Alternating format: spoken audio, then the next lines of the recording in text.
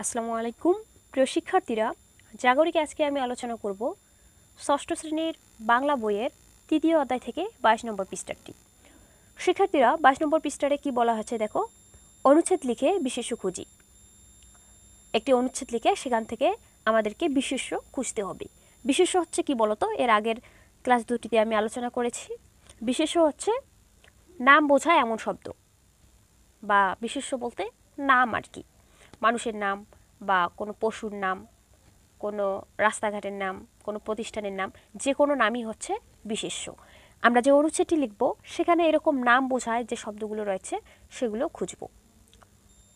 কোনো একটি বিষয় নিয়ে 100 শব্দের মধ্যে একটি অনুচ্ছেদ লেখো। লেখা হয়ে গেলে বিশেষ্য শব্দগুলোর নিচে দাগ দাও। শিক্ষার্থীরা, কোনো একটি বিষয় নিয়ে তোমার ইচ্ছে মতো তুমি একটি বিষয় নিতে পারবে 100 শব্দের মধ্যেই। এই বিষয়ে একটি অনুচ্ছেদ লিখবে এবং সেই অনুচ্ছেদ থেকে বিশেষ্য যে শব্দগুলো রয়েছে তার নিচে দাগ দিবে। শিক্ষার্থীরা, আমি তোমাদের সুবিধার্থে সুন্দর করে একটি অনুচ্ছেদ লিখে রেখেছি।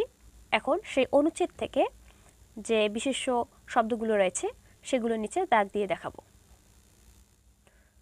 তোমরা লেখার শুরুতেই এভাবে লিখবে, উল্লেখিত অনুচ্ছেদটির বিশেষ্য শব্দগুলো নিচে দাগ দেওয়া হলো। এখানে অনুচ্ছেদটি লিখেছি। একই জাতের কাউকে বা কোনোটিকে বোঝালে সেটি হচ্ছে বিশেষ্য। সেই দিক থেকে নদী হচ্ছে বিশেষ্য। এরপর এখানে বলা হয়েছে বাংলাদেশের। বাংলাদেশ হচ্ছে একটি দেশের নাম, তাই এর নিচে দাগ দিব। এরপর আছে ঢাকার পুরাতন নাম জাহাঙ্গীরনগর। ঢাকা হচ্ছে একটি স্থানের নাম, তাই এর নিচে দাগ দিব। জাহাঙ্গীরনগরও হচ্ছে একটি নাম। এই ঢাকার পুরাতন নাম হচ্ছে জাহাঙ্গীরনগর। বর্তমান ঢাকা নামে চিনি, কিন্তু এর আগে সেটি জাহাঙ্গীরনগর ছিল, তাহলে এটি একটি জায়গার নাম ছিল, তাই এর নিচে দাগ দিব আমরা।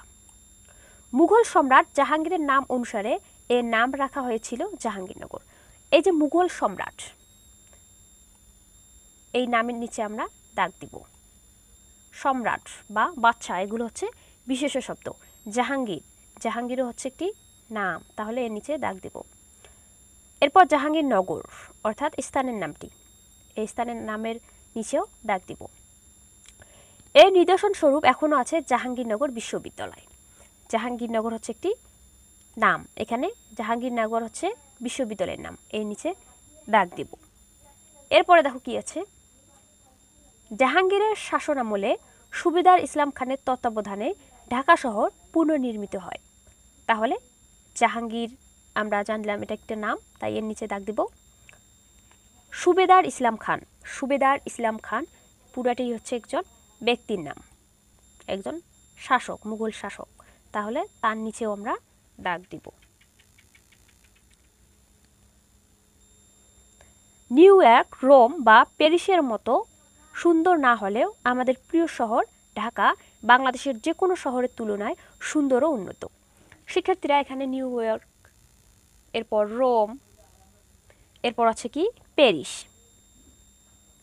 এগুলো রাষ্ট্র বা দেশের নাম, এগুলো নিচে দাগ দিবে। এরপর আমাদের প্রিয় শহর ঢাকা, ঢাকা হচ্ছে একটি নাম, তাই এর নিচে দাগ দেব। এরপর বাংলাদেশ, বাংলাদেশও হচ্ছে দেশের নাম, তাই এর নিচেও দাগ দিতে হবে। যে কোনো শহরের তুলনায় সুন্দর ও উন্নত। পুরাতন দর্শনীয় বস্তুর মধ্যে রয়েছে লালবাগের কেল্লা। লালবাগের কেল্লা হচ্ছে একটি দর্শনীয় জায়গার নাম, তাহলে লালবাগের কেল্লার নিচে আমরা দাগ দিব।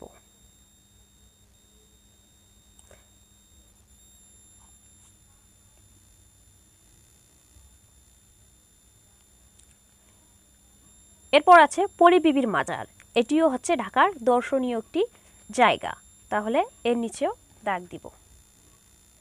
এরপর আছে হোসেনি দালান, হোসেনি দালানও হচ্ছে নাম, এর নিচে আমরা দাগ দিব। আহসান মঞ্জিলও হচ্ছে একটি দর্শনীয় স্থান, এর নিচে দাগ দিব। ছোট কাটরা, ছোট কাটরা, বড় কাটরা এগুলো হচ্ছে স্থানের নাম। এরপর আছে ঢাকেশ্বরী মন্দির, এটিও হচ্ছে একটি স্থানের নাম, তাই এগুলোর নিচে দাগ দিব।